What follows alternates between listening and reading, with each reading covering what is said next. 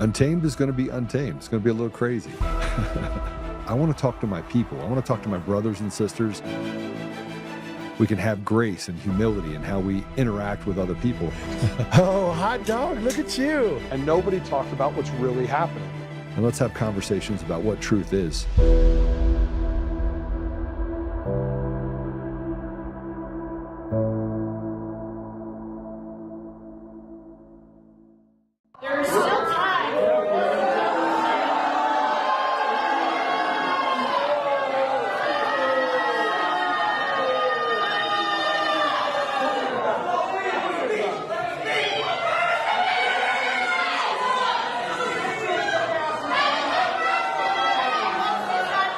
It is about something much bigger. Whether the people of the Great Lake can trust decisions affecting their homes, their environment, their future, being made openly, honestly, and meaningful public transportation, or public involvement, sorry. Transparency is not a courtesy, it is your responsibility. People should never have to file for us. Understand what is happening in their own community. They should never discover major projects only after critical decisions have been made and if it's in motion. Public notice should be meaningful, not simply the minimum required by law. Every one of you took an oath to serve the people of this village. That means welcoming questions, encouraging participation, and earning trust, not expecting residents to simply give it. People can forgive disagreements, they can forgive difficult decisions, but they don't forgive is feeling their voices never matter. In the end, your legacy will not be measured by the number of projects you approve. By whether the people you elected to serve to trust in you at all. You're good. Calm down. You're good now. Right now, that trust is fractured, and I give you one question: what are you going to earn? What are you going to do to earn that trust back?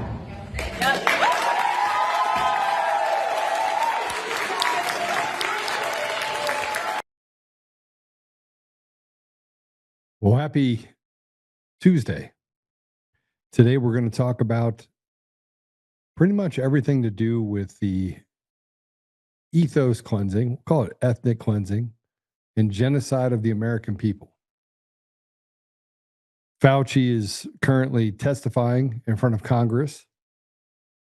He said that 1 to 3% of people were going to die from COVID.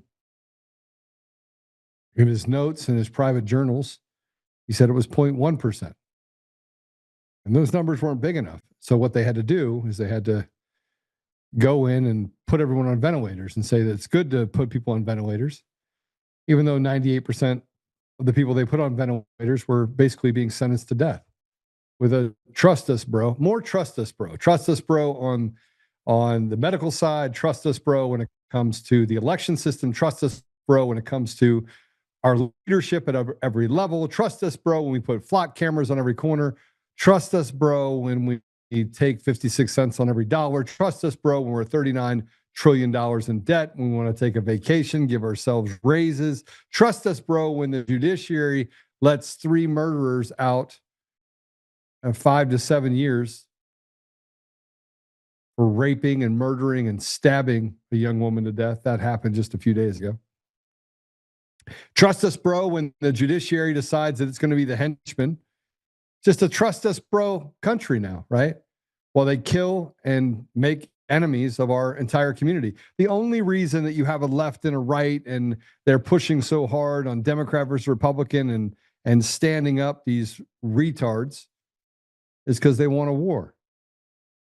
They want a war where we will wipe each other out. They want a war where they bring illegals across the border and they become our enemy. You know, criminals become my enemy. I don't care if they're American or not. I don't think that illegals should be in this country. I think they should all be sent home unless they've proven themselves and been here for a long time. And frankly, if you moved here and you were a child at 8 years old and the only life you've ever known is in America, I think those have to be given serious consideration and given citizenship. You say, no, send them all back. Send them back to what? This is all they've ever known. It's all they've ever known. We want to do this thing where we center in on zero-sum games for the people in our community. It's not sensible. I think that we have gotten to the place now where the people that feel entitled, we're just tired of them. Just get them out of here. And what I'm talking about specifically is that there's the Haitian visa has run out. Now it's time for you to go back to your country and make it a better place. So Ohio Governor Mike DeWine was on with Jake Tapper, and he was talking about the fact that he didn't want to remove them, despite the fact that crime is up an immense amount. And frankly, I don't want any poisonous jelly beans in my community if they didn't belong there or had a right to be there to begin with. But here's what he said. He said that they're taking Americans' jobs. Maybe he's saying the quiet part out loud. Play it. Late June, you wrote that more than 10,000 Haitians who've been living in Ohio may be subject to immediate deportation. What has happened with that community since? Well, most of them have continued to work. I think some of them, have left. We don't really know how many, but there's certainly a lot of them there that are still working. Of course, as you know, what happens when TPS actually goes into effect, which looks like it'll be tomorrow. They can't work anymore, and they won't have any way to make a living. It'll be illegal for companies to employ them. So it's going to be a big blow to the community. These are people who came here to work. They came here to fill jobs that were not being filled. The city of Springfield has come back strongly over the last few years, an old industrial city that now is really coming back and moving forward. One of the reasons they've been able to do that is because of the Haitians who have filled these jobs. They not only have filled jobs, they've started open restaurants, they've bought homes and rehabbed houses. They've done a lot of things that frankly have contributed to the community.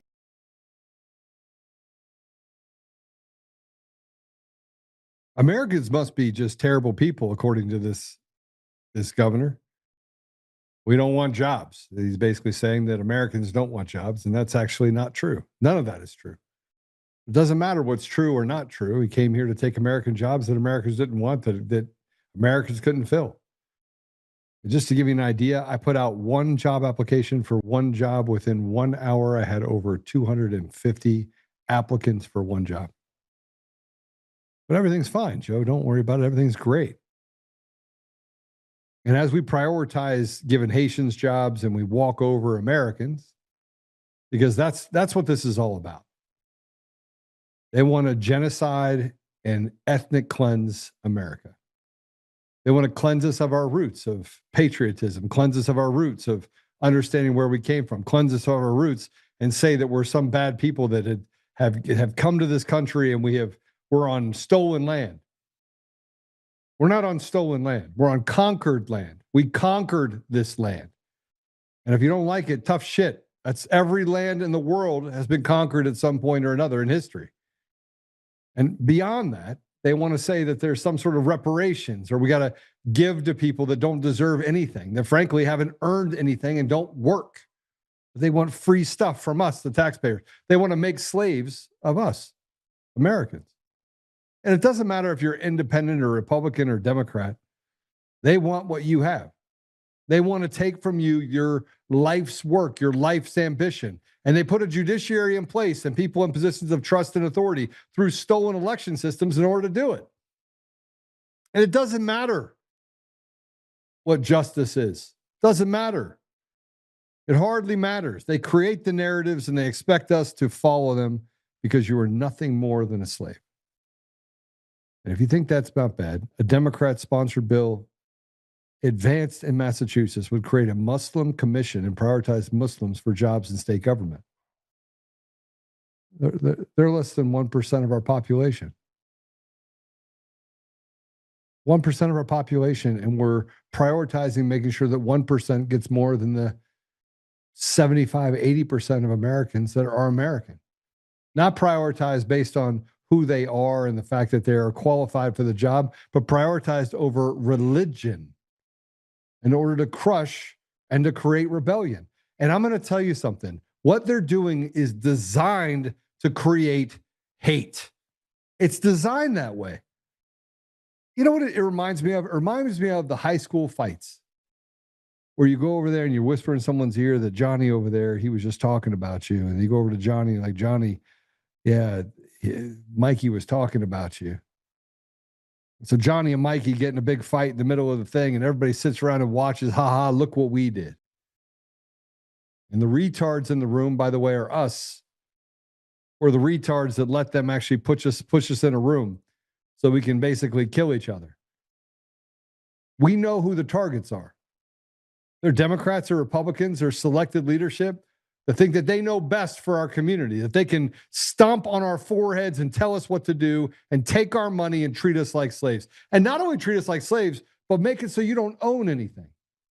You have this thing called property tax. If you don't pay it, they'll just come take your home from you until you get out and then sell it to their buddy down the street for exactly the tax bill. You have $1 million home. It won't matter if you owe them $20,000. They come in, they take it, and they give it to someone else for 20 grand, creating $1 million windfall.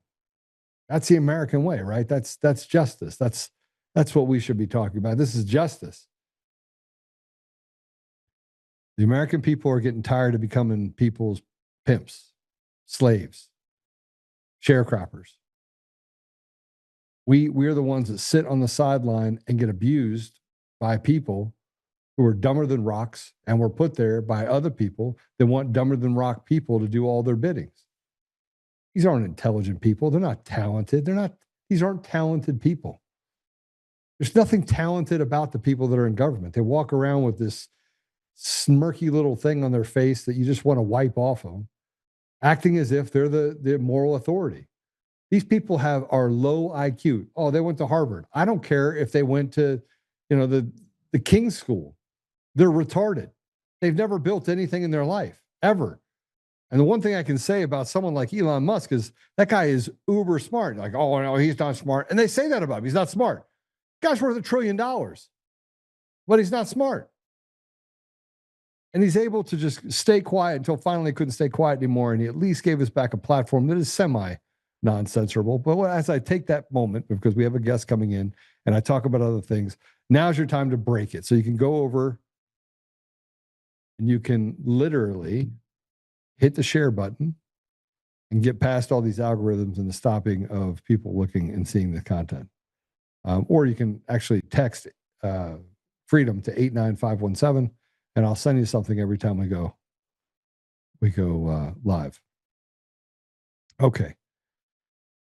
I want to talk about this. We're going to have Rich that's going to come on and join us. And Rich has been attacked by the state of Colorado for being a whistleblower. And they don't care. They don't care. It doesn't matter how many lawsuits they have. They don't care. They figure that a certain number of them they'll lose, a certain number of them they'll win. They own the media, so they'll just try to use suppression and censorship, which people like me are going to get. Unfortunately, in Colorado, I have a rather large following across the multiple platforms. And so it's caused them to be a little bit more pissed off at Rich and put their finger down on him. But I want to talk about stuff that does not get, people haven't been arrested. I mean, it shouldn't even be a matter of whether or not Fauci should be arrested. He should be tried for treason and he should be hung by the nearest bridge. Okay. He should be put on display for everyone. That's what should happen to Fauci. The guy is diabolical. He is the equivalent of a mass murderer, and he doesn't care. And he gets to walk away and invest in big pharma companies before they actually push out an mRNA deal and make $3-4 million at a time. That's what Fauci was able to do. Fauci's private diary reveals an estimated COVID-19 case fatality rate at 0.0 or 0.2 to 0.3% in February of 2020. Weeks later, he told Congress under oath that the virus had a higher mortality rate. And here's a post from Big Weld about the COVID fraud. Completely interesting. Because every time we turn around, we're giving people the benefit of the doubt. On both sides of the aisle, by the way. COVID was only for stealing the 2020 election. The jab was to sterilize and kill off humanity. Wasn't a failure, was intent. Failure is allowing MSM to manipulate us. We're fighting each other, guys. Democrat, Republican, Independent, we're fighting each other. And it's not verse that. And people that say that they're on our side, like Joe Vaughn and others. And by the way, I have a treasure trove on someone that walks around talking about burn the machines down. I have a treasure trove of information. And after finding out that these people do nothing but lie about me, I'm going to release it. I just got to wait for the right time. Oh man, I want to push it out right now. But I was told not to, so I'm not going to. I'm going to wait. I'm going to wait. I'm going to let some other things play their hands. The election system is hijacked. The people think that we're actually fighting for a Democrat versus Republican versus independent. It's not. It has nothing to do with that. Both parties have left us behind. Both parties have lied, cheated, stolen. You think Lauren Boebert knows jack shit about economics? I promise you she doesn't. On the other side, you think Hickenlooper does? You think Phil Weiser, the guy that's embroiled in one of the largest corruption scams, bribery cases in the history of Colorado, the center of it for giving out bribes and entitlements, quid pro quo? You think that guy knows anything about economics? You think that guy knows anything about how to run anything? He was a teacher.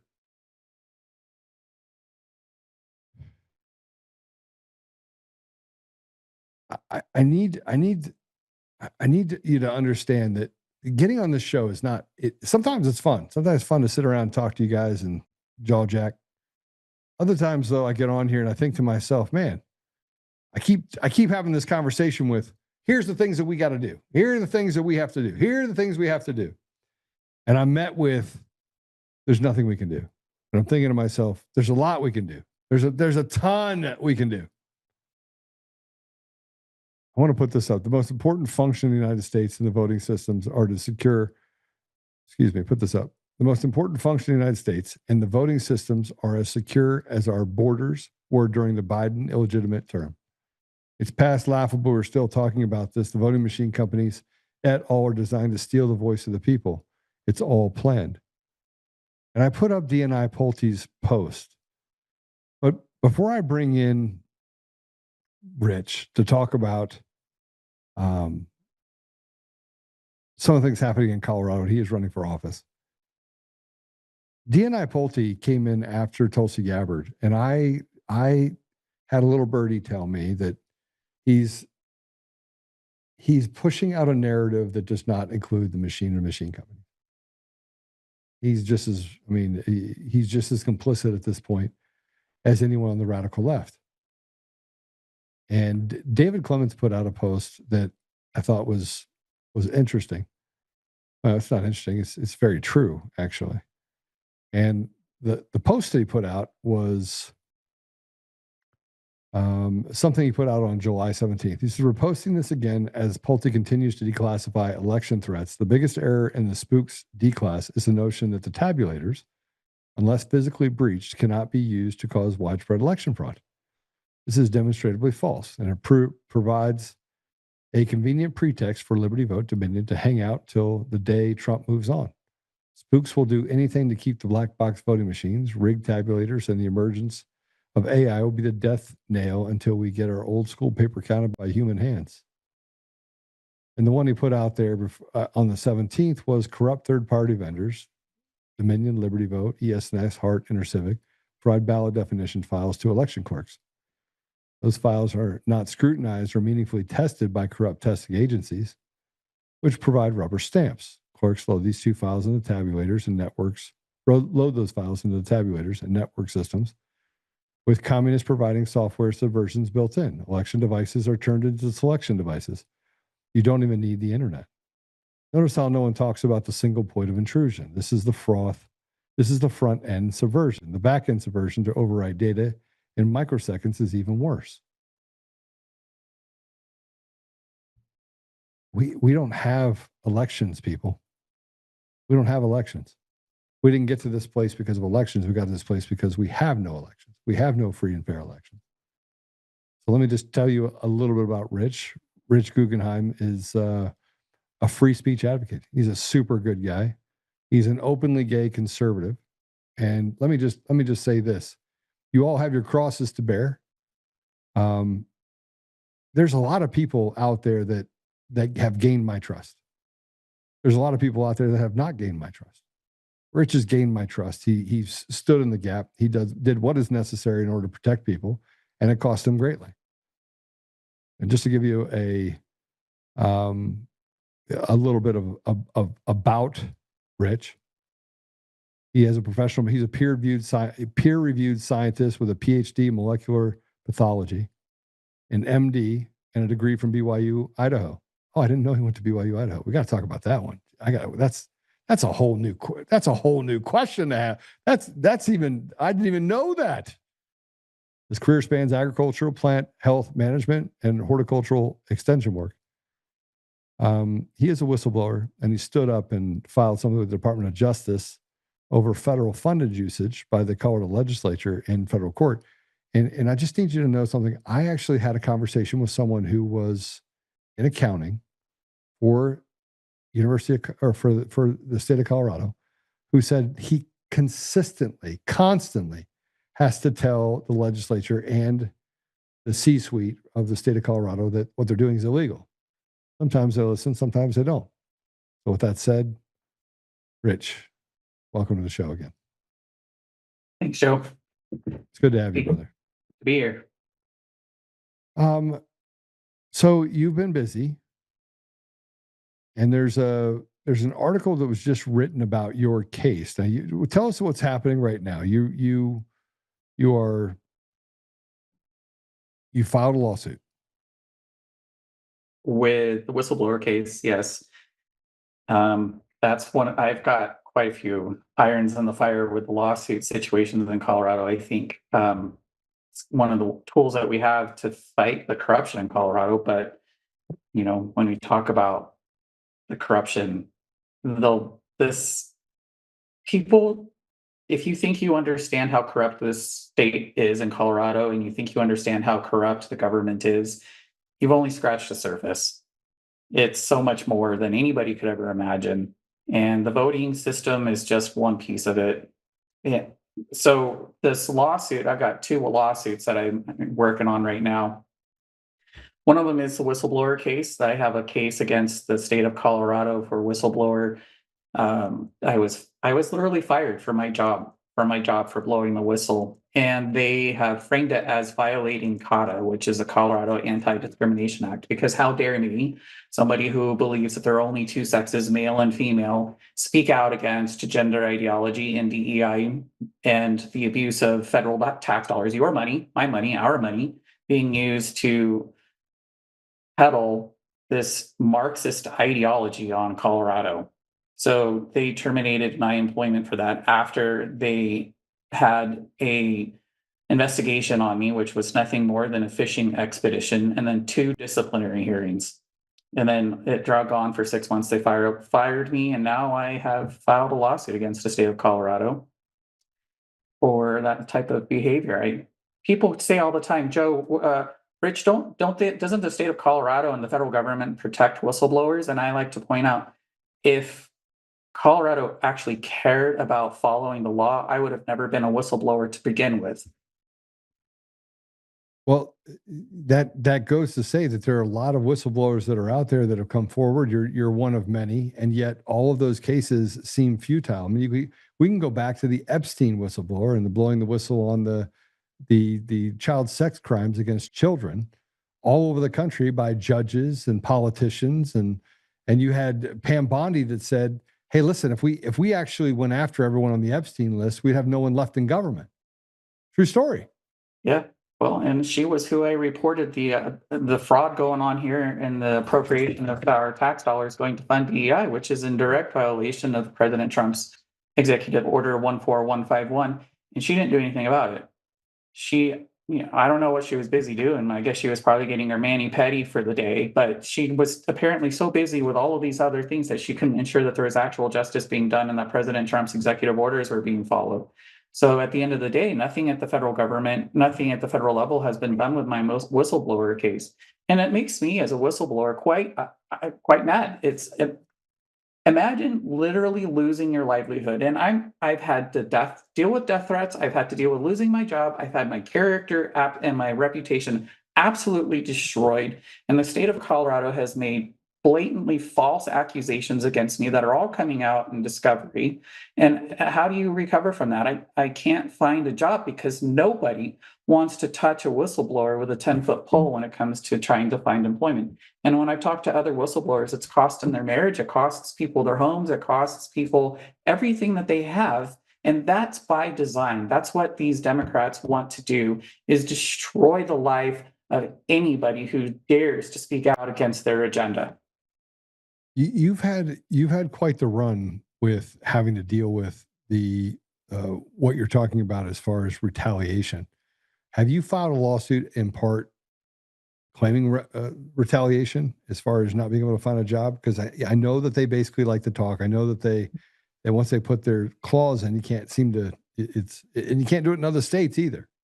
Well, and that's part of the problem is they create this process, and you have to realize that this process is written by the people who are going to abuse they write the laws so they can abuse the laws. And in Colorado, you have to go through a process. If you're a state employee, you got to go through their process and you got to go through their procedures before you can file a lawsuit. And it's the same with anybody else. I've got a situation where I'm working with the EEOC, and the field office in Colorado in Denver has told me that they have a 12-month backlog of cases to investigate at the EEOC. So I have to wait 12 months.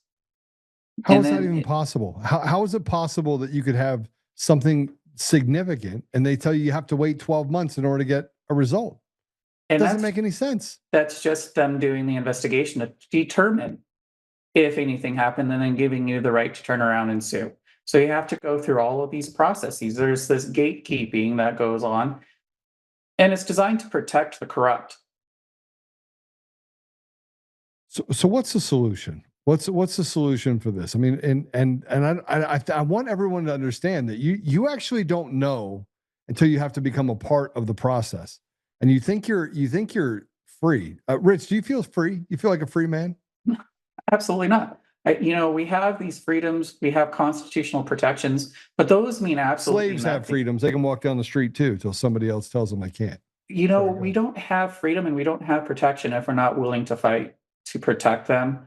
And that is exactly what this is about. And I think that is, this is just one piece of it.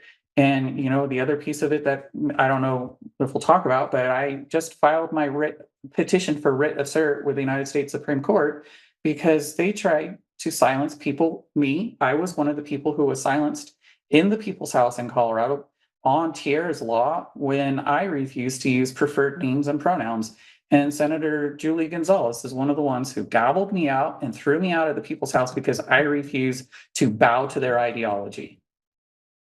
Oh, they said that you dead named someone. Yeah, I dead named and misgendered people, and that was disrespectful.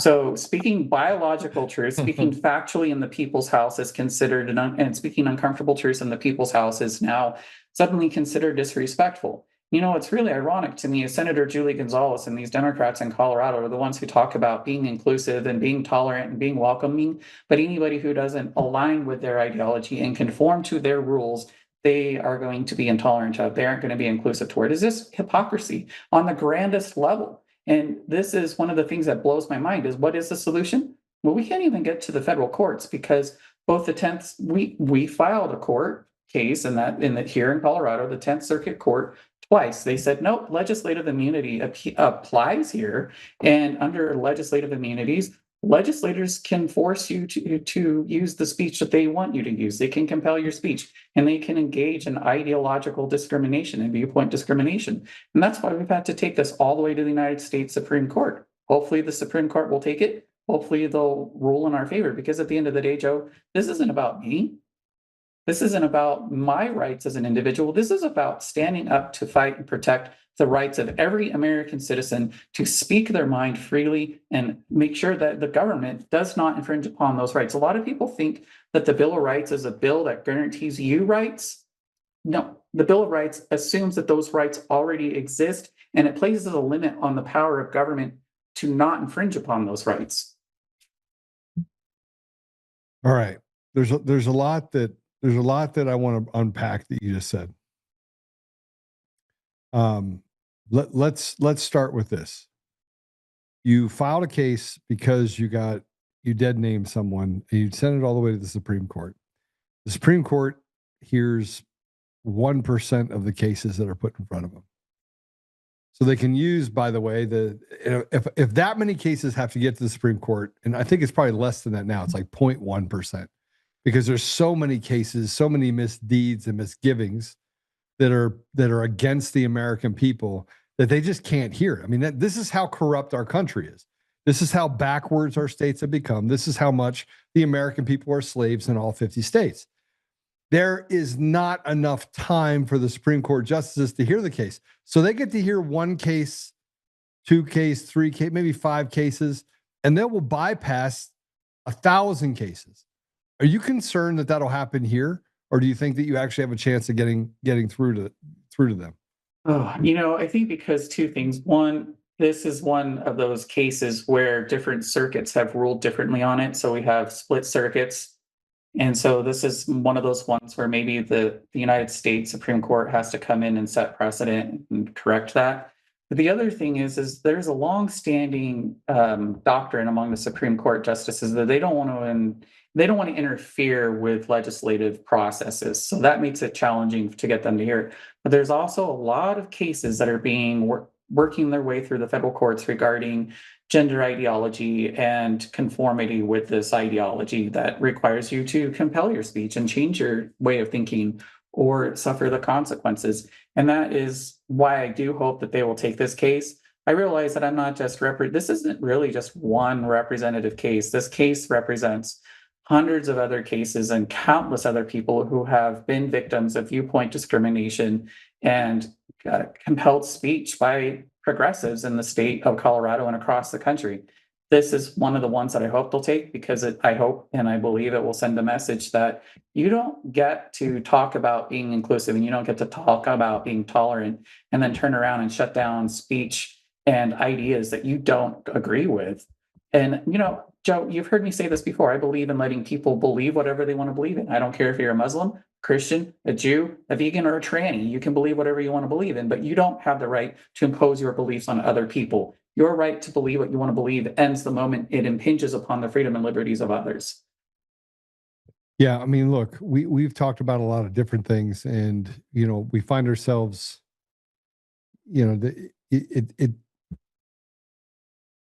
it's becoming more and more obvious that the Republican Party and the Democrat Party are 2 controlled apparatuses that are designed to bring people towards some sort of common fight the other side, right? And we're desperately, as people in our community, trying to look for a true north or a non-evil path. But both parties represent that same sort of anemacy or evil that betrays the people in our country. And so we've talked about the fact that the Democrats are not my problem, Republicans are not my problem, leadership is my problem, right? The fact that they can betray the people so easily and get away with it because they have a judiciary that, frankly, operates with immunity. So you can't do anything to a judge, right? You can't, right? I mean, you can't. A judge can do whatever he wants, and it gets 0 held accountable for their behavior. 0. Yeah. That's not a free country. It's not. And Joe, you know me well enough. Probably many of your viewers and the people who have seen the stuff that I post on X, I was at the Freedom Festival last month that was down in Douglas County. And I got a person on X who's like, I'm so-and-so on X and you attacked me on X. And I just said to her, I'm like, look, lady, there isn't anything that I said to you on X that I won't say right now to your face. I said, if you have a problem with the fact that if there was something I said that was factually incorrect, let's have that conversation. But if something I said that was true and you're the one that's offended, then you're the one that needs to get right with God.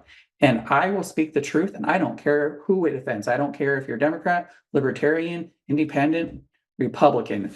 Do you think we've done too much on the party side, though? I think we have. And the truth is not partisan. And I just want to tell people you got a responsibility to the truth. You don't have a responsibility to a party or a policy. Well, I said we had to, I said this when I was running for chair, that we have to get behind the R's, right? And then I saw how the election went, where they basically fraudulently represented the primary against either Barb Kirkmeyer or Scott Bottoms, either one.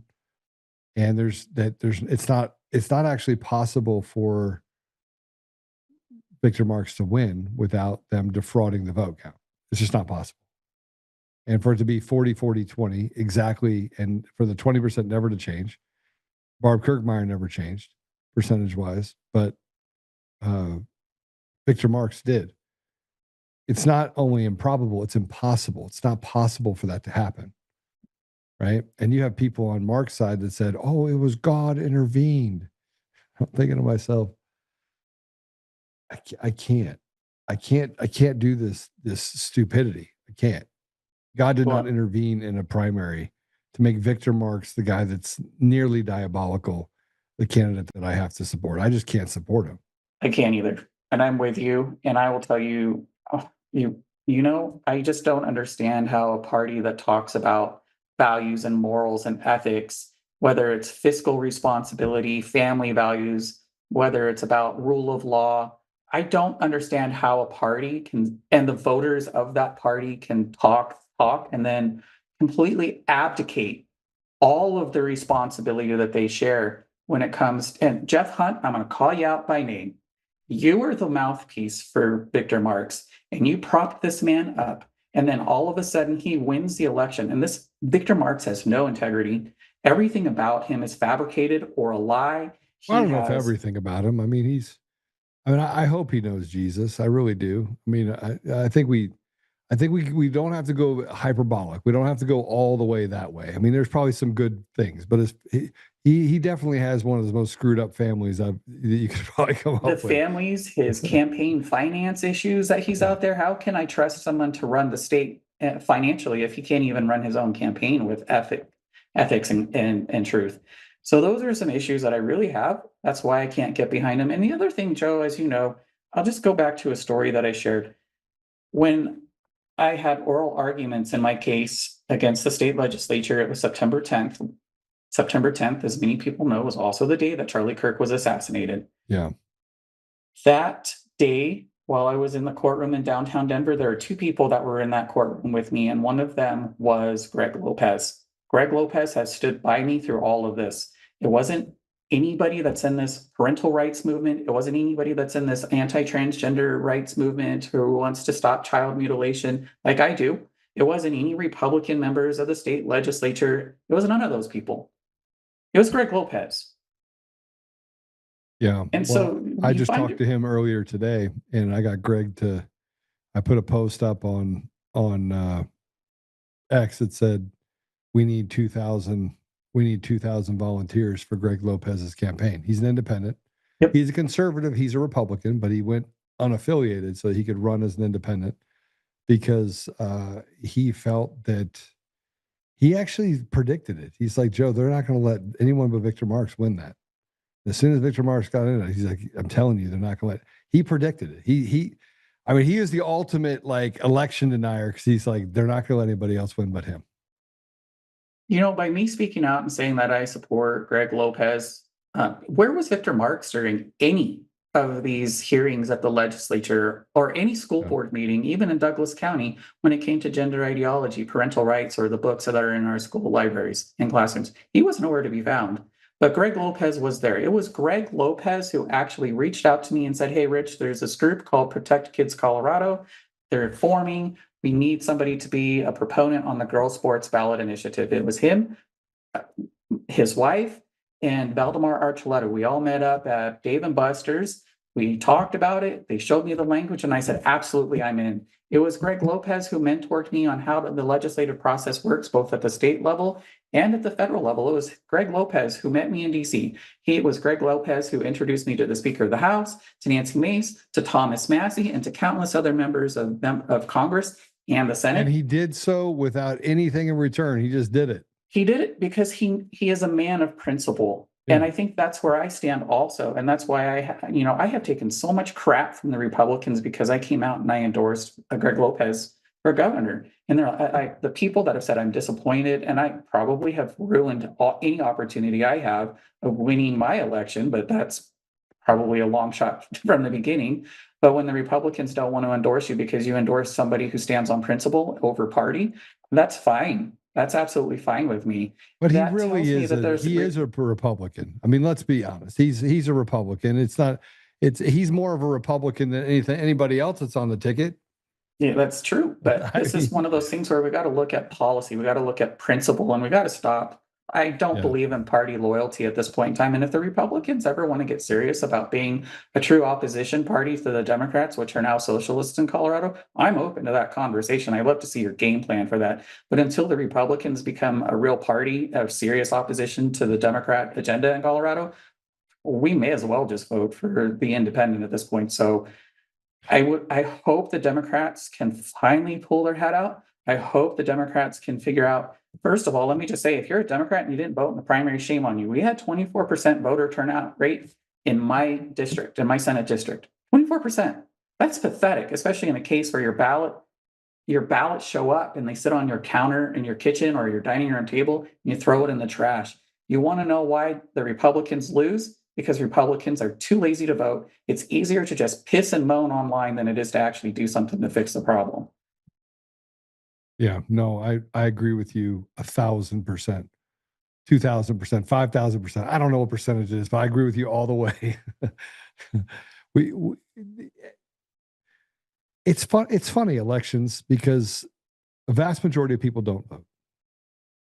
They don't vote. You know why they don't vote? Because they figured out a long time ago it didn't matter. They were going to get screwed either way. Yep. And I'm telling people to vote. I'm telling people to vote for the unlikely candidate. I'm telling people to get out there, the zeros and ones, people that haven't voted, make your voice be heard. Flood it, Wreck-It Ralph. And there's a couple of problems, a couple of reasons why people don't. One, they're disappointed in the opportunity index that's been provided for their children. They're disappointed they can't afford more because the government is taking so much meat off the bone. They feel like they're hopeless, helpless.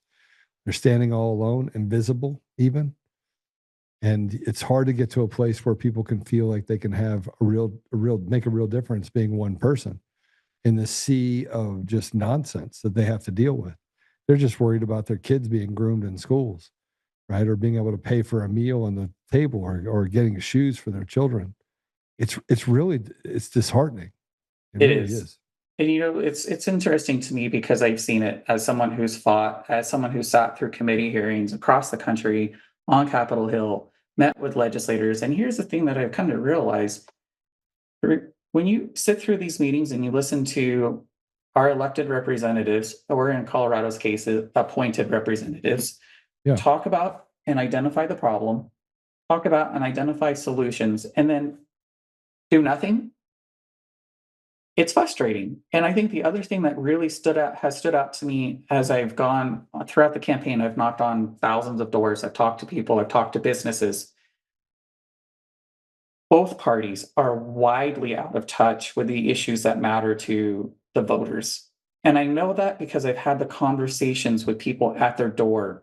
I've had the conversations in their living rooms. I've had the conversations so I know what I'm talking about. People don't care about these issues that the Republicans are pounding the pulpit about. They don't care about them at all. No, they want to know, how am I going to afford to buy groceries? How am I going to afford to buy a house or stay in my house? And how do we protect our families? Then the Democrats, on the other hand, all they've got is Orange Man bad. That's their entire campaign platform. So we have a real opportunity right now to motivate people to vote if we simply talk to the issues that matter to the people. And I hope we can get out there and do that. Joe, I think your platform is doing a phenomenal job of that. But so many of the things that you hear the Republican talking heads talking about, it's retarded. It is. It's retarded. Just if they just focus on one thing, and that is, it's really simple. Get rid of the machines. Get rid of the mail-in ballots. Let the people have a voice, right? And to the people, I mean, it's really simple for them. Stop taking all my damn money. Stop making it so that I have to rent my house from you. Stop making it so that my children can't afford to have a quality education. Stop grooming them and putting piddling books inside of the schools, and stop letting these retards run for office. I mean, it's crazy. We're headed towards one of two things. Either they're going to give us free and fair elections, or we're going to have a rebellion. Rich, which one? You pick. It's happening. It's happening, and I'm rooting for the rebellion at this point in time. Throw some more tea in the harbor, guys, because this is going to be an all-nighter. But it's what the amazing part is that we're almost there. Like, I have no respect for it. I'll put it this way. I had a person call me from the state, and they told me I had to do something, and I was like, "Yeah, I'm not doing that." And they're like, "You have to," and I was like, "Yeah." And then they're like, "We'll come take your business," and I was like, "What's your name?" She told me her name, and I was like, "Why don't you come on over, Red Rover? Come be an example." She goes, "Are you threatening me?" I said, "Be an example. Be an example to everyone else of what happened on Tea Day, way back in the day at the Boston Tea Party." And she goes, oh, you have an obligation. I said, you pass laws and then you tell me I got to pay for it. I'm not paying for it. I have no interest. I don't want to do it. Go fish. She goes, well, it's required. No, it's not. It's not required. You're telling me it's required, but it's not. I'm not doing it. And so I get 2 or 3 phone calls, and the whole time, very respectful. But I'm like, yeah, we're not doing that. And they're like, well, we can take your business. I was like, well, you can show me the statute where you can take my business, and you can come take it. Come try. Let me see you try. But this is how I respond to everyone, Rich. You know this about me. This is how I respond to everyone. I believe in life, liberty, pursuit of happiness. I believe that people should have opportunity. I don't believe that we should have, privatized prisons, right? And now privatized probation officers and privatized. I mean, they basically are just farming out their ability to make other people slaves inside of our environment that get to punish us without ever getting close to the man. Well, you have judges that go out there and act with impunity. I'm done. I'm done. Yeah, and I think that goes back to, for me, it's always been about protecting constitutional freedoms, our constitutional rights. How, if you don't take a stand, do you do that? You think the court's going to give it to you, Rich? Think the court's going to give it to you? And I talked to a lot of buddies, man. They're all like, let's get it on, Joe. And I was like, listen, somebody comes to your house to do harm to you, and they say they're here to take you. They're not taking you. Just call me. I'll be right there. Right. But we're having to build pacts and fraternities among men, right? I told you before. Rich is like, I've got something going on. I said, what do you need? I'll be right there. Greg Lopez, right there, right? But we've got to figure out a way that we actually fight against these people without them being able to run us through the ringer. You got to go through a year of 12 months before they even look at the case to say, kiss the ring. Now you can go sue. I mean, it's absurd, Rich. Come on now. It's not real. That's not America. That's not the America that any American would even, and now they're trying to basically genocide America and bring in a bunch of retards that are single-digit IQs, put them in our community and say, here's a free education. It's like handing them a toast and a banana. They don't even know what to do with it. Like, What they're teaching our children in school and in the universities, and what they're not teaching our children in schools and in the universities is by design. It's crazy. Come on, man. I was just talking to my niece about it. I was like, get off that stupid YouTube. Get off that YouTube. Go outside and do something, right? And I said, what do you guys do for fun? Like, what do you do? You watch videos. I was like, we're not in my house, you don't. Get your ass outside, right? My point is that we've literally poisoned the mind of our children, and we've allowed retards to tell us, and we negotiate with it. They're trying to push us to fight each other, when the only person we should be focused on is them. Like, they did this. Right. These leaders did this. They're the ones that put it in place so that we would fight each other. And then they have the police there to arrest the good people for standing up for moral values. It's a system that's designed to hurt us, enslave us, and to beat us while they get to watch and stuff their faces. That's what. And the other thing too is when they finally see that there's that person who gets out of line and recognizes who the threat is and starts going after the threat, then what they do is they get everybody else to go after that individual. So, for me, I've had this opportunity to stand up and be a whistleblower. Funny how everybody turns on me. No, I haven't turned on you. I don't want anybody to turn on you. No, I'm saying that somebody tried to, and I was like, yeah, shut up. I had a friend of mine say, "So, I was like, yeah, just shut up. Just shut up." You're were they offended that I spoke the truth? That if they were, that's their problem. Yeah. But no, I mean, the people that you work with who are supposed to be your coworkers, and the people in your community that are supposed to be in your community, they're the ones that they turn on you, because that's exactly what happens is your character becomes poisoned, and they just say, oh, well, he did this, he did that. It becomes an ad hominem attack. And I think a lot of that is designed because they need to distract from the actual issues that are going on, and they don't have any truth on their side. So if you can't attack the issue, attack the person that raises awareness about the issue. And that's fine. People want to attack me, that's fine. At the end of the day, I don't have any kids. I don't need to use the women's bathroom. And if I walked away from all of this You're right not now, a transgender. No. You're gay. That's the complete Yeah. difference. I hope you wouldn't Totally. go in a women's bathroom. you know, there was one time I got off the plane. It was a late flight, and I had to go to the bathroom really bad. And I walked in, and I turned around. And I was like, "Oh, this is the women's restroom," and I walked out really fast. So I don't, I can see you doing that too. Like, I am not supposed to be here. like, where's the urinal? So it's one of those things where I really hope people understand I have no skin in the game.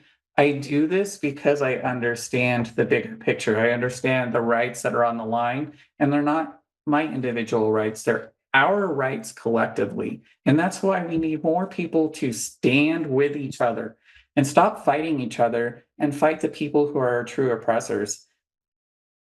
I don't know how else I can put it any plainer. My opponent isn't the Victor Marxes of the world. It's not the Republicans in Colorado. It's not people like Aaron Lee or Lori Gimmelstein. It's not those people. It's not Brandy Bradley. My opposition is this cultural Marxism that has taken root in our state and in our country and is trying to destroy our families and our freedom.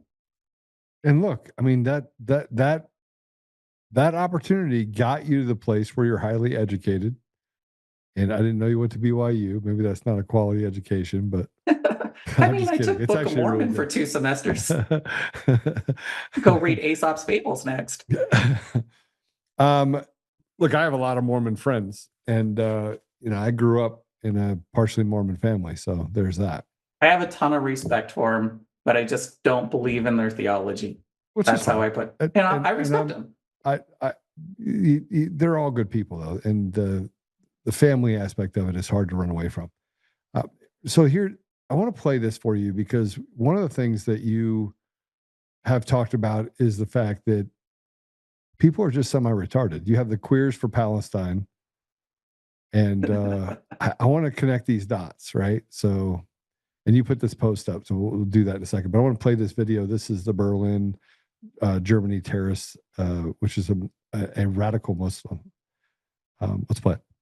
Back with a Fox News alert, police have now killed the suspect who allegedly drove a car through a pride parade yesterday in Berlin in what authorities say was an Islamic terror attack. 21-year-old Abdul Balut is accused of killing at least one and injuring 29 others. Authorities say he has Lebanese roots and is allegedly tied to the country's, quote, Islamist scene. The suspect had previously been investigated for planning a terror attack and faced legal trouble in both Lebanon and Germany. Jason, this is not the first car attack that we have seen in Germany.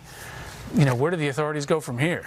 Look, it's so sad because there are families that are grieving lost loved ones. I mean, just the sheer terror, it did what it was intended to do, which is create terror. But if people that believe in the Pride movement, and people that are Christians, people that are Jewish, people that believe in anything other than Islam, think that some of these Islamists will live in unison with others, there's a lot of them that won't. And there's a lesson to be learned there. And you got to be really careful here because there is an aggressive nature. It's not everybody, okay? I don't want to be, taking a sweeping generality to everybody. But this routinely happens time and time again. It's almost comical to me that somebody who believes in the Pride movement also believes in the Islamist movement. Okay, I just want to point something out. If you're gay and you're in the Middle East, I mean, because you have the Queers for Palestine. So we gotta put this post up. Square this round hole for me, please. Not sure you can. And you put up this Queers for Palestine is not a fringe curiosity. It's the distilled essence of a broader progressive tendency. The insistence on allying with ideology that spent 14 centuries practicing conqueror slavery and the subordination of women and sexual nonconformists while claiming to stand for liberation for all. And you got a picture of a guy being thrown off a building. That's not conjecture. If you're gay and you are in the Middle East, there's a high probability that you're going to, I believe I can fly. You might get thrown off a building, right? Am I wrong? This is why I say all the time, these Queers for Palestine, if you really care about what you believe in, let me know. We'll work on funding a trip for you to go to Palestine so you can liberate all of those oppressed homosexuals and trannies that are in Palestine. I hear the rooftop views are legendary. Yeah. So just so But- you know, in Iran, if you go through this, which is actually put it in there if you would in the comments so people can read it. But if you go through this and you go over time, you have a picture of Iran publicly hanging a man for homosexuality charges. You have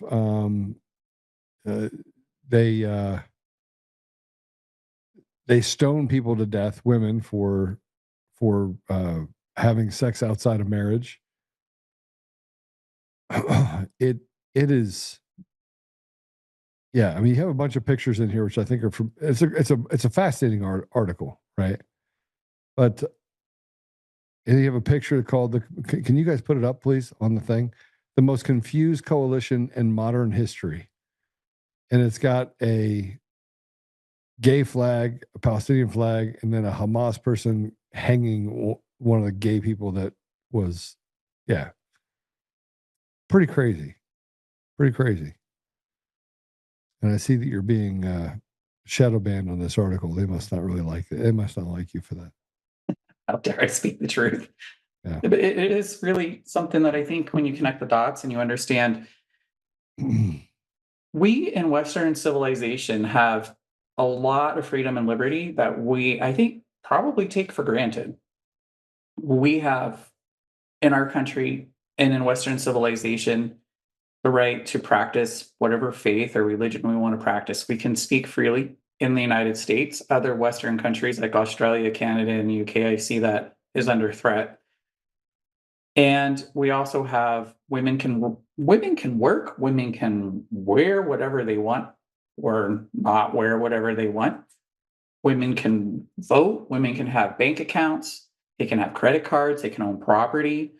These values, the gays and lesbians have the rights that they have because of Western values. And I in this really contrast that with a lot of the Muslim ideology. And Muslim ideology is inherently very conservative. And the values that we embrace in Western culture, we might want to call them conservative, but they're actually very liberal values when you compare them to where Muslim ideology comes from, and even where we were 300, 400 years ago. So I talk about a lot of the things that Muslim culture has embraced, the Western values, the freedom and liberties that we have, the emancipation of enslaved people, the right to vote, the right for women, all of these things that we have in Western society. And the biggest problem that I see is these queers for Palestine are so poisoned in the mind that they think that they're being progressive by aligning themselves with one of the most regressive conservative cultures on the planet, this religious ideology, Muslim ideology. But when you understand what the end goal is of both queer activism and Muslim activism, this extremism seeks the destruction of families and Western society. So they've aligned. And now the queers have made their bed, they get to sleep in it. They're finding out, because this isn't the first time that the Muslims have targeted the queer community. They Pulse in Orlando, that was a Muslim. The Ariana Grande concert, that was a Muslim. Berlin Pride, that was a Muslim. And so now that the queers are starting, the queers for Palestine have been really quiet. I think somebody should probably do a welfare check on them right now. But I think they got thrown off some buildings. Are you saying we might have a building problem? I hate to sound like I'm cold-hearted, but I have no sympathy for the Queers for Palestine movement right now, because this is when you choose to align yourself with an ideology that seeks your own destruction and seeks the destruction of the culture and governments that give you the freedom to be able to align with that. Well, it's designed to destroy us. I mean, this is chaos that's being created by people above it. Yep. That are feeding this. So this isn't normal people. These are retards. Yep. Right. That want to be retarded. So I mean, they're afflicted. They've been told they have to be inclusive, and anybody who speaks out about this. How are you inclusive when you're not inclusive of everyone? Great. I think you're a retard. They lose their mind. I call them a exclusion. And it's not Islamophobia to point out that this is a group of people who want to seek your own destruction. That's not Islamophobia. That's fact. Have a mosque, man. Go ahead, but have a mosque. Go do your prayers, dua, right? Dua, Just don't 5 times a day, blast. prayer, Let's right? keep the music down. But whatever, right? Just leave me alone Exactly. and assimilate to our society. We don't walk around in hijab, right? You want to walk around in hijab? I'm actually even okay with it, but you're not going to be treated any differently. And we have an ethos, we have a culture, right? If you don't like it, get out, right? That's the way it's been for 250 years. And then all of a sudden we got to like kowtow to this. I want to show you this. This is the cultural takeover. This had nothing to do with tolerance. This has to do with culturally taking over. I'm going to tell you, people, and they are pissing people off. People in England want to burn them down. They literally are making lists. I say make lists. I got the list from the people over in Europe. They're making lists, right? Nobody in government there is safe right now because they literally they're past pissed off, right? Play this. This is a cultural takeover in England. Just in the British section of the Canadian supermarket, and I'm so glad that they've got all of my favourite British things. Like these are so good. And the Caju butter cookies, they're obviously amazing. We've got some Punjabi cookies, that great British. I mean, it says Britannia on it, so it's got to be British. Got some more Punjabi cookies. Suji rusk. I just love these British snacks. They're the best. And yeah, of course, not forgetting all of the bhujia sev, tasty nuts. I do love tasty nuts. Chak pata dal, just the best. Love the British section. That's not British. Nope. And see, this is the problem. Is that they want to save a certain number of people. They have it all figured out. They have their underground bunkers, their playbooks, they have everything put in place. They want us to kill each other. What happens when we turn this and we're like, listen, we're not playing this game anymore? And we turn it and say, we're done with your fake elections. We're done with all your bullshit and this slave trade that you've created. What happens when that happens, Rich? And I think we're there. I think we're there. I think we're really close. Huh? I think you're going to see, look at Germany right now. 6 months ago, I had a friend of mine from Germany. He's also gay. We were doing a Zoom and he said, our country is captured. We are a caliphate at this point in time. And you don't say he's gay too? He's gay too, but he said two people gay. The same. That's like an anomaly. But he's sitting in Germany as someone who grew in Germany and saying, we're a caliphate. Yeah. I don't think it gets any more of an anomaly, though, when you start seeing people from around the world saying, look, this type of ideology and these governments that have allowed this to happen are the ones that are responsible for it. And people across the sexual orientation spectrum, across your identities, are starting to wake up and say, this is wrong. And we've got to understand that this is what we've seen in Europe and the UK needs to be an example and a lesson to what we see happening right now in the United States, in Texas, in Dearborn, Michigan, right here in Colorado, in Arizona. If we are not careful and we don't wake up and join together to fight against this, we're going to lose our country. And I guarantee you that these terrorist attacks that are going to come, our country. We're not going to lose our country. We're losing. We're not losing. Listen to me. We're at the place right now. We're warning them. Right. I can tell you right now, there's plenty of people out there that are just had enough. We're done with the race baiting. We're done with all of it. I'm talking about black people, brown people, green people, yellow people, three-footed people, one-legged people, gay people, straight people, polyamorous people. It doesn't matter. I don't care what you call them. All people, they're just pissed. They're done. I'm done being your slave. I'm done with you telling me what was going to come next. They right? have to get out. I worry though, because I see there's so much apathy in our communities right now that they don't vote. So my question is really simple. If we don't vote, how do we expect them to get out and actually fight to save our country and our culture? We're past voting. You can't vote because the machines are it's all fraudulent. It's all fraudulent. The whole thing's fraudulent, right? It's not even real.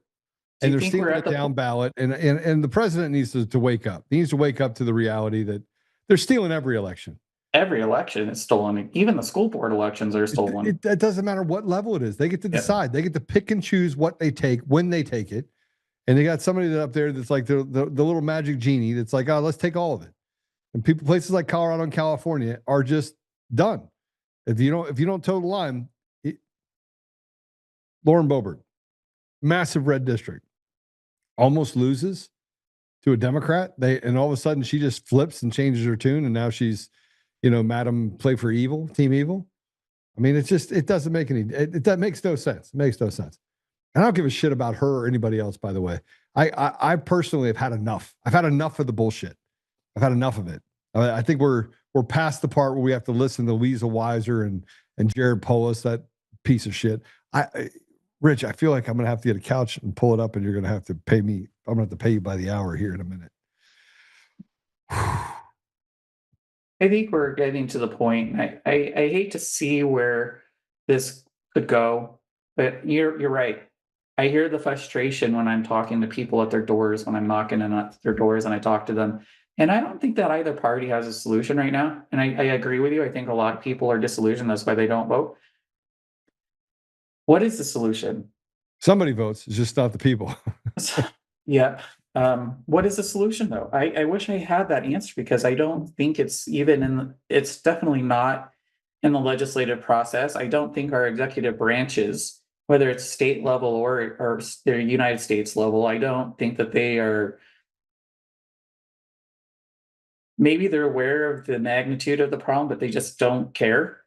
But I also don't think that we can litigate part of it. They're in on it. That's exactly what I think. And I'll say this too. I don't think that this problem is unique to the United States.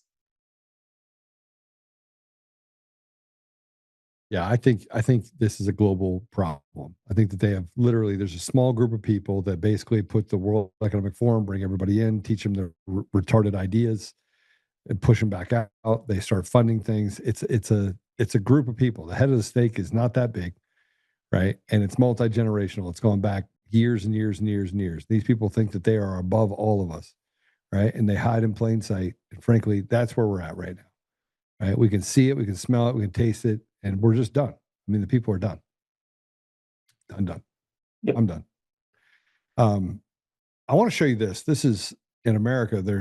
This is Muslims are flexing. By the way, I was at Costco yesterday, and a guy in a, whatever you want to call it, Muslim guy, said move. That's how he told me to move. Now, I've never had a negative interaction with someone in Texas till yesterday. Yesterday was the first time. But I'm sitting there, and I got my cart, and I don't want to be there anyway because I don't like to shop. My wife wanted me to go somewhere. I said, okay, I'll go. And he said, move. And I was like, I know you're not talking to me. And he said, move. And I was like, yeah, that's not how you get a grown man to do anything. And he said, move. And I said, you could say it to your blue in the face. You want to come over here and move me? Come move me, boy. So I called this guy boy in the middle of the supermarket, and he backed up. And then I stood in front of his cart saying, come on, let's go. I'll be your huckleberry. I'll throw you around like a rag doll. I was pissed, right? But I was calmly pissed. And he decided to back up and go the other way. I was like, that's what I thought. Right? Hijabi boy. We have to be aware of the fact that they're right here in Colorado. And I'll tell you, I've seen here in my own. I don't mind Muslims. I don't either, but I like Muslims. We have to make sure that, I think, wherever you come from, whether it's from Mexico, Albania, Romania, Venezuela, we have a culture here in our country. You came here because of our culture. You came here because of our values. And then they bitch about it and want to kick us out. Get out. Go home. Love it. Love the country you live in, or live in the country you love. My wife was going to kill me yesterday. She's going to kill me that I even put it on the show. All right, I want to show you the flex. All right, pull the video up of the flex. Flex, master flex. This is how we walk around with our sunnah clothing. All right, looking like a Muslim. One of the reasons for doing this is to let people know, first of all, that we are Muslim, alhamdulillah. Second, to let them know that there's a lot of Muslims around here, right? And third, to take the weight off of the shoulders of our sisters. You know, our sisters that wear scarves or they wear niqab, they cannot, hide their identity. And these cowards who are attacking Muslims, they usually go after the weak ones. So when we dress like Muslims, we are taking some weight off of the shoulders of our sisters, and then it makes it harder for these cowards to attack Muslims because there are more of us out there. So especially this is a plea for the brothers. When you're walking around in your own time, walk like a Muslim, my brother. Put your own traditional clothes on and let the people know that you're a Muslim and proud of it. Alhamdulillah. All right, so just so we're clear, that is not traditional Muslim garb. That is traditional garb from Arab world. Christians dressed like that. just so we're clear, that is not. You can talk about whatever you want. A Muslim does not dress like that. Being a Muslim is a faith. It is not you have to wear your traditional garb. There's nowhere in the Quran that says anything about that. Am I right? All right? Yeah. All right. So you're not dressing like a Muslim. You're dressing like you're in a third world country. Go there then. Right? Am I wrong? Go back to the Arab country if that's how you want to dress. Yeah. And in my thing that you talked about earlier on X, that I do talk about, that he's talking about these sisters that are oppressed. I don't know, maybe that's his wife. I don't know. We in the United States have embraced rights for women. And, when we talk about these queers for Palestine, talking about we're going to make sure that nobody's oppressed, whether you're queer or a woman. Well, first of all, we can't even identify what a woman is. But now all of a sudden you're aligning with this ideology that is repressive to women. And if you've been around any of the queer community and seen the protests that they hold here in Colorado, you know who Zoe is, the Act Up to Exist, the person that leads a lot of the occupation at DU and Metro State, person who does the protests in front of Drip Coffee. That's all the same person. She would literally be dead if the Muslim ideology was allowed to take root in this country and in this state. Yep. She would literally be dead. Yep. Well, brother, I appreciate you fighting. I know I get to talk to you about all sorts of stuff when we're on the show, but keep fighting. How do people follow you? You can follow me on the X account. It's 5280 based homo. That's it. You got to follow him. I follow him. I promise you it's going to be spicy. Just so you know, if you like common sense and you like Captain Obvious stuff, he's going to give it to you. Or as I like to say, if I haven't offended you yet, just wait. Your time is coming. I'm an equal opportunity offender. That was the conversation I had with my buddy. I was like, just go have a conversation with Rich. He's a good guy. No, he offended me. I was like, I offend you pretty much regularly. He goes, yeah, but you're my friend. I said, well, he'll be your friend if you offend. Just go have a conversation with him. You don't have to agree. I don't bite unless you're like a steak. I don't know. I do like meat. But I speak the truth and I don't apologize for that. And, if it offends you, and I say all the time, if something I said is factually incorrect, let's have a conversation because I want to be right. Yeah. I want to be correct. Yeah. But if you have a problem with something that I said being true, then that's a you problem. Yeah. So here's the thing I will tell you, that Rich will give it to you straight, and he's willing to fight for your rights, even when you maybe don't agree with everything he says. He's still out there fighting. He's doing more than 99.99% of America. So Rich, I appreciate you, brother. Thank you very much. And we'll have you back on again. All right. Thank you. All right. God bless you. He's a great dude. Rich is a great dude. I get that. And I got to tell him my story. My wife's going to be mad at me for telling that story because she's like, you need to be nice to people. I was like, I was nice. He told me to move. I'm not moving. If you want to say, please, excuse me. You say, excuse me. I would have moved. I've been like, here you go through. Right? Tell me to move. I'm not moving. You say it 3 times like the third time like you're some sort of leprechaun. Like you say it 3 times, I'm going to turn into like Beetlejuice. Nope. Won't do that either. All right. Got to have a little bit of fun with people. All right. So let's talk about some of the other stuff. Before we do, we'll go to a quick commercial break. A lot of stuff's happened in Colorado when it comes to gun rights, by the way. And so we're going to be doing some stuff to stand up for the Second Amendment Foundation, for the Rocky Mountain gun owners, and do some stuff to help out some of the organizations that are out there. Also, we're going to be bringing you some more organizations such as Special Forces Foundations and other organizations that we want to at least highlight, if not support, and some of the missions that they have. We want to basically consolidate what we do in our communities to make sure that we're helping people that spend that money towards the people that most need it. So we'll go to this commercial break. When we come back, we're going to talk a little bit about by the way, this is probably the craziest it's been at DCF since 2020. And we have a waiting list and line around the building at the moment at 2 of the stores. So pretty crazy stuff. Go ahead and check this out.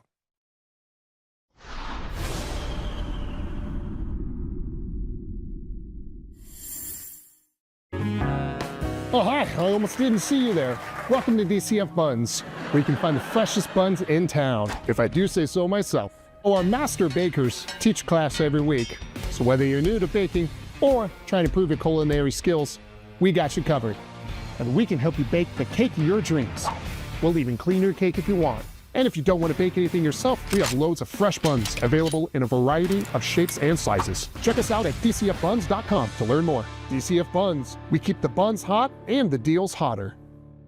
Buns. In every thread, in every stitch, Honor-Bound USA weaves the fabric of the American spirit. It's not just apparel, it's a testament to God, family, and country. At Honor-Bound USA, we're a family of patriots who put our faith, family, and America first. When you visit our website, you'll find a line of products that embody our commitment to pray, stand, speak, and act. As the official site for the Untamed podcast, all of our products proclaim speaking the truth with courage. We also have the powerful documentary from Professor David Clements, Let My People Go. Identify yourself as one of the few who are willing to stand for what they believe in. Join the Honor-Bound USA family today. Wear it as a badge of honor, commitment to the values that shape us, and a pledge to the bright future we will build together. Because when you're honor-bound, you're not just wearing a brand, you're embodying a lifestyle.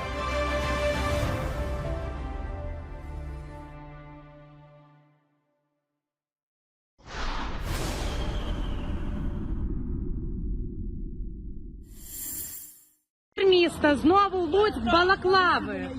Дивіться, пакують хлопця в балаклавах.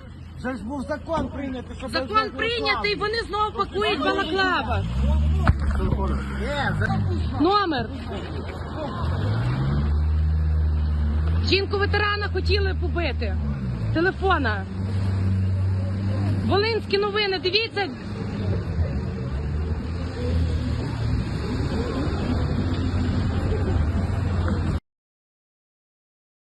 There are hundreds of these going around, hundreds of these videos of Ukrainian men being abducted by military, Azov battalion people that obviously don't have to serve on the front lines. They just get to go grab people and put them in the meat grinder.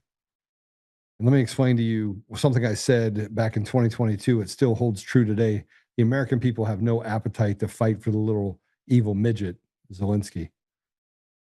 Zelensky's probably one of the most horrible human beings out there. He's a guy that I believe probably snorts more cocaine than Hunter Biden. Guy's so diabolical that his country is in total disrepair and he's out trying to pimp up more money and not coming to the table to stop the war in his own nation. And you can say it's complicated. It's complicated. It's not complicated. Your own people hate you. And I want to point something out. As Zelensky is in Washington today meeting with Trump, I go ahead and put this up. President Trump and Ukrainian President Volodymyr is probably better. Zelensky discussing licenses for Ukraine to produce Patriot interceptors and diplomatic efforts to end the war during a Tuesday meeting. The closed-door session took place ahead of Senator Lindsey Graham's funeral. The little prick doesn't even know how to dress. I mean, he shows up in some sort of, I don't even know, like, who does he think he is? He thinks he's like Stark or something? I mean, who is this guy? He's an actor. He's a midget actor. He's literally 5 foot nothing, a little gay midget actor that likes to do crack cocaine. That's what you got in Zelensky. A douche nozzle that wants to put all of his people in a meat grinder, an illegitimately sitting president of Ukraine. And before you say no, we'll put this up here. Grok was asked how long Zelensky has been in power. Zelensky was elected in March of 2019 and inaugurated in May of 2019, over 7 years in office as of July 2026. Ukraine has been under martial law since Russia's full-scale invasion on February 24, 2022. Ukrainian law and the Constitution prohibit presidential and parliamentary elections during martial law. President's term extends until a new election can be held, which are set to occur within months after martial law ends.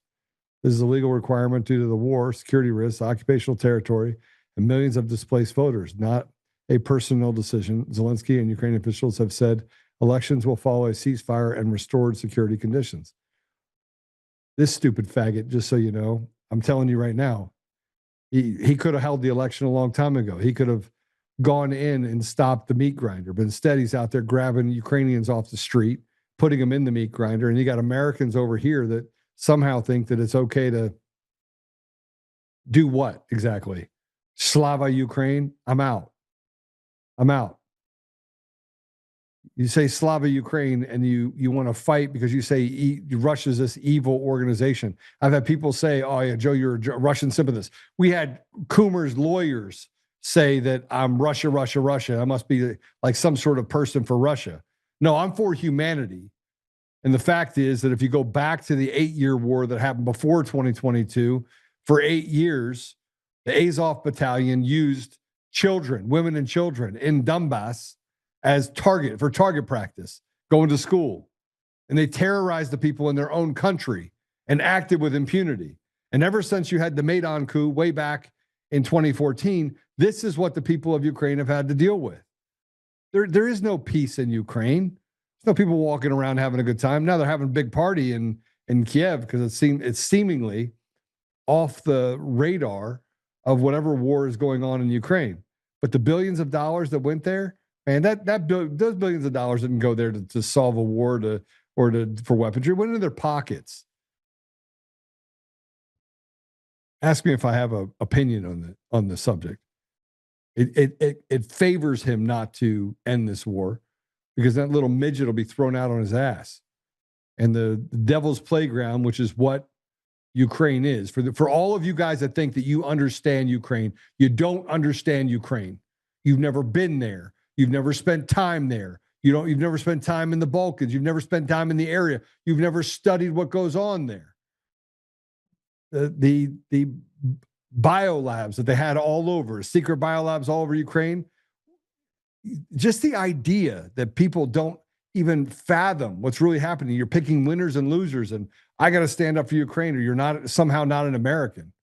Or the standing up for Russia, saying, "Hey, listen, every day and twice on Sunday, I'll support Russia in this conflict," because you don't understand what the UN made promises to do. You don't understand the agreements that were made between Russia and the UN and the what is it called?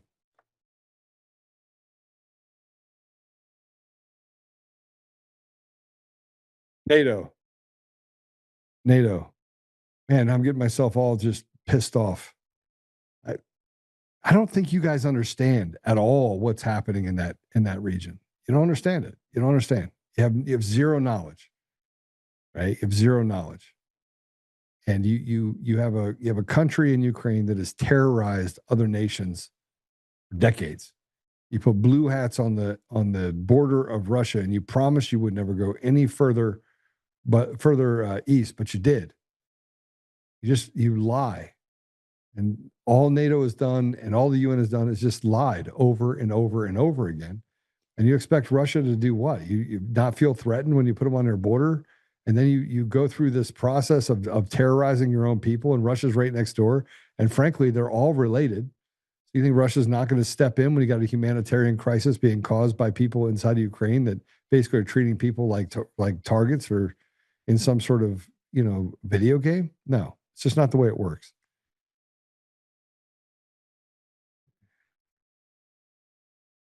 But we look at what we're under right now in our own country, and I got to tell you, everything that we're going through here it's ridiculous. It's past ridiculous. Like, who wants to live in a world that is just a make-believe lie fest where they can rape your children, get out early, they throw the book at good people, you don't own anything, and they're now talking about taking more tax money from you while the states are doing all sorts of radical, weird stuff inside the community to make it almost impossible for your children to ever have opportunity in the future. No, it's just not. None of it makes any sense to me. None of it makes any sense to me. And beyond that, here's this little piece of trash, John Cornyn, saying the Senate GOP will not pass the Save America Act. Play it. I don't understand the rationale. I think it's basically we're over-promising, and we're not going to be able to deliver on that promise because we don't have the votes to pass it, no matter how long we stay, and we're not going to change the filibuster. So, but somehow the president's convinced that if he presses hard enough, that we'll come around. And but I just don't think that's likely to happen. Is he putting Thune in an impossible position here? Well, I think, I wouldn't say impossible. They'll figure it out, but it's a very difficult position. You're a piece of shit. Yeah, and John Thune, you're a piece of shit. You won't break the filibuster to save the American people and to put more respectable people in positions of trust and authority and hand back their elections. Now, these are trash heaps. No matter where we turn, it's not the people that are Democrats or Republicans, like I said before, that are betraying the American people. It's pieces of trash like this, some old bag of bones that frankly has been in office for longer than he's been in office since Moby Dick was a minnow. And he's the guy that tells us that, you're just not going to get it. We're not giving 82% of the people want the SAVE Act passed. But screw the government, screw the people, right? Fuck the people. We'll just let the people in power. They're the smartest people in the room. They have their people that are telling them what to do. Don't change the election systems because none of us will survive. Good, get out. And here's Steve Miller discussing what Democrats have become. It's not Democrats. It's Democrats, Republicans. It's all of them. They're all trash. Our entire government is run by a bunch of cartel thugs. And our judiciary is nothing but a bunch of ideologues that literally just, they must do child sacrifices. You name what they're doing. They're probably doing it all because none of them have stood up and done the right thing by the American people. Play it. The people you mentioned, the names you mentioned, AOC, Bernie, the Squad, Omar, these are people who even 10 or 15 years ago would have been relegated to the outer extreme fringes of the Democrat Party. They're now the center of the party. They're the heart of the party. They're the soul of the party. So the Democrats have become a party of freaks, weirdos, losers, and crazies. But you can't laugh it off because it's deadly serious. Wow. When you give these people power, everything you know and love in this world falls apart. You have chaos, corruption, decay, violence, poverty. There you go.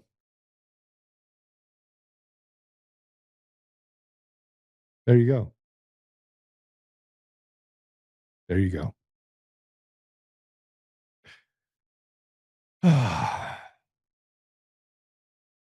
The interesting part about it is that, yeah, they're freaks. And that should tell you everything you need to know about the fact that we're not filled with a country full of freaks. We're not. And why are freaks getting elected? Well, they're not. They're being selected. All right, I got nothing else for you.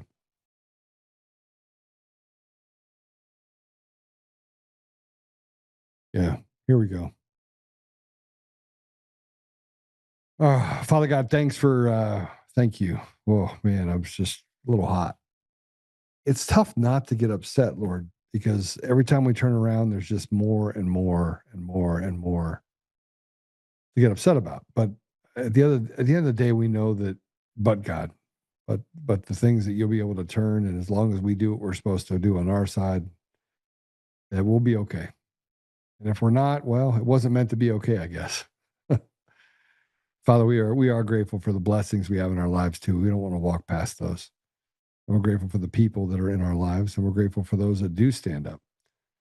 But we have a challenge in front of us. We have a lot of really bad people on both sides of the aisle. We have a lot of bad people in government. We have a lot of evil and diabolical people who would enslave and treat the American people like they're their property. And we know, Father, this is not just a U.S. problem, but this is a global problem. And we know that the head of the snake, the head of this evil, is alive and well in the American forum. Father, we just ask that you give us the ability to stand in the gap and do the right thing, and that you would be on the conscience and mind of every man in this country who's truly a man, to stand up and do the right thing to protect the future generations. We ask you, Father, to put a shroud of protection over President Trump. President Trump is doing everything he can, but man, he's challenged by really challenging people that are just selfish and self-centered, and frankly, they're just old and just not very bright. You can see right through it. So, Father, I just ask you to give President Trump the ability to fight through this evil on both sides, especially the side that keeps telling them, oh, we're here to help. Father, I just ask that you also let the people go, that you help break us from this bondage that we're under right now and put us in a place where we can wreck it, Ralph. Change the narrative, change the outcome, and allow the people in our nation and around the world to thrive. I ask these things, Father, humbly in the name of Jesus Christ. Amen. All right. Well, I'll see you guys later. It's so great to see just all the fun people out there. Look at the comments real quick. Let me see if I can pop in there. The Haitians haven't contributed anything, and I've only taken. I agree with that. Grateful for you, Joe. Thank you, CSA Liz. Appreciate that.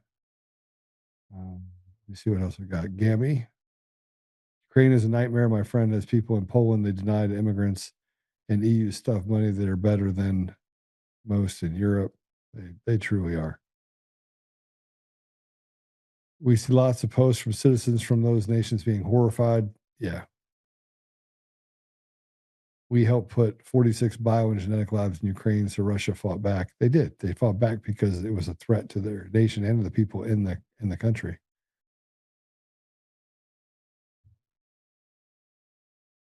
Yeah. All right. Well, guys, Apple Podcasts, Google Podcasts, Spotify, Pandora, iHeartRadio, TuneIn, and more. You know what to do. I'm going to get going. Been with you for a few hours today. But at the end of the day, it's not going to matter if we don't actually stand up and do something. So I'm just going to tell you, all the people that tell you to stand up and do something, got to find our tribe. Find our tribe, find other tribes. And that's not a Democrat tribe or a Republican tribe. They'll stab you in the back just as soon look at you. These are just people in your community.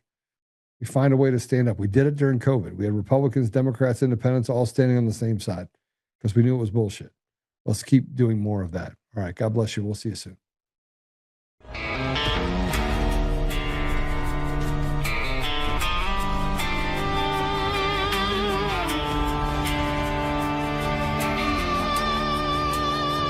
Rise up untamed in the heart of the fire where the wild ones roam. Joe Oltmann's calling, bringing truth back home. From conservative daily to this untamed fire, we shatter the silence, lifting spirits higher. No chains can hold us, no lies can prevail. Authentic and fearless on this rugged trail. Patriots gather under stars and stripes. Untamed nation, igniting the night. Untamed nation, let the truth roll out in this land of the free. Standing proud from sea to shining sea, we won't back down. Catch the fire, wear the crown. Untamed nation, it's our battle song, motivating hearts where the brave